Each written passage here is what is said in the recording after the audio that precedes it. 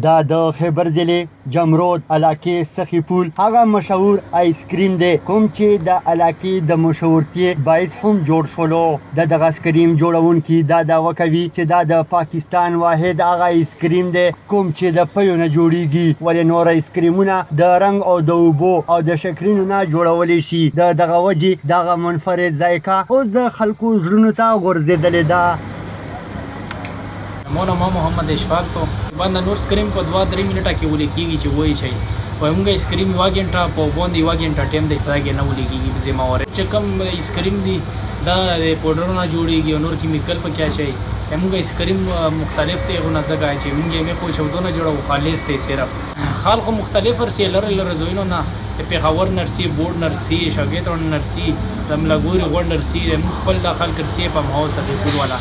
جام بازار نرسي بوړې نه شوق اصل د کوتل نه کارخانو نه بل چې ته غوړ پاکستان کې مشکل وي چې آیس کریم څوک جوړ کی ونه شته ونه چا خورل ونه چا مونږ ته ویلي دی وسه ریټ خو بس کیلو په 1000 روپیا او نیم کیلو 500 روپیا زه نبیل نامه مې ګودرنه راغلی یم. یاره بالکل دا خبره کې شک نشته شوده استعمالوي او ډېر سپیشل هغه جوړوي سکریم او موږ مخکې کسان راغلي بل ډېر خلک یې دغه نه مطمئن دي چې ډېر وی پی هغه جوړوي سکریم. یاره نه یې خوړلی دا ډېر ښکلی دی.